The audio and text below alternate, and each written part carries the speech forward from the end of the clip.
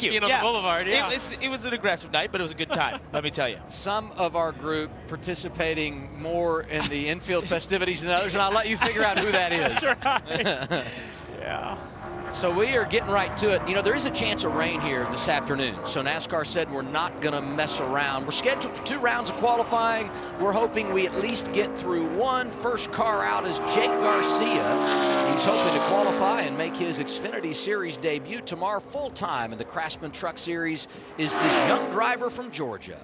This is cool to get the opportunity to be in the Xfinity Series. Race against Jake a little bit in the trucks. He's doing a great job over there. Was really fast last weekend at Rockingham. Awesome last week. Really, really good race for him. So it's cool as a young driver. You start to step through the ranks and to get to the next level from trucks into Xfinity car. It's a cool moment each and every time you move up. And to do it here at Talladega, that's quite the place to pick. But Super Speedway experience is always good to get.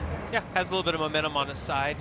In the truck series, coming here though, completely different, right? Different car, unique car.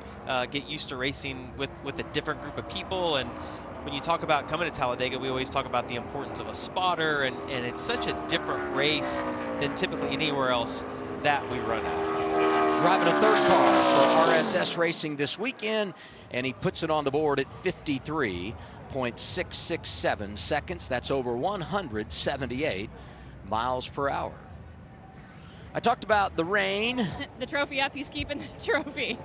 Well, I said That's to Sammy, I know that's not the way you want to win, but I'm guessing if you finish 36th and 35 guys in front of you DQ'd, you take that. So, I mean, you're in the playoffs. It doesn't matter how you slice it, and Sammy ends up getting the win, the DQ for Jesse Love. And I would anticipate they'll both be good here this weekend because, ironically enough, they are the two that won the races here in 2024. Greg Van Ost made his qualifying run when Kim and Jesse were visiting. 35 is second, and now Austin Green hits the track, and his teammate Catherine Legg's already made a run. She's third. Yeah, and I think the lap that Joey Gates put up, 52.93, is a pretty good lap. Pretty fast. Yeah, I mean, when you look at the pole last year, was Austin Hill in this race at 52.73. It's only a couple of tenths off.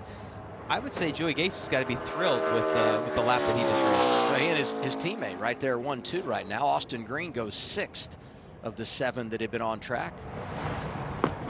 He qualified into the show in a 4th Jordan Anderson car last week at Rockingham, but missed out at Darlington when he was driving the 32. And this weekend, if he...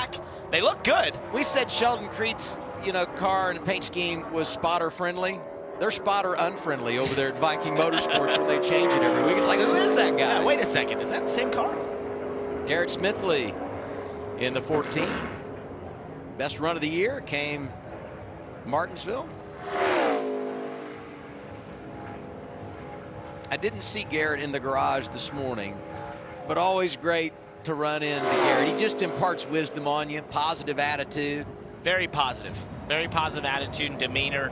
Works hard to be in this race car on and off track, and especially off track, to put these deals together. To be in this car all season long is a really cool moment for him. It's something he's worked really hard to make happen. And, I don't know if they've quite had the performances that they've wanted at times, but it's about building this program up and him getting back in the swing of doing something full-time and racing full-time. So it's a cool opportunity, and this is the type of place, though. I know, speaking of Garrett, he does a lot of iRacing, does a lot of Super Speedway iRacing. This is the type of thing he looks forward to, is the chance at a Super Speedway. Yeah, finished 8th here a few years ago, 2020. So we talk about opportunity, and I feel like that's going to be the word all of this session and all day tomorrow is the opportunity for some of these teams that don't get to run in the top 10 every single week. If you can get to the end of this, you're going to have a chance.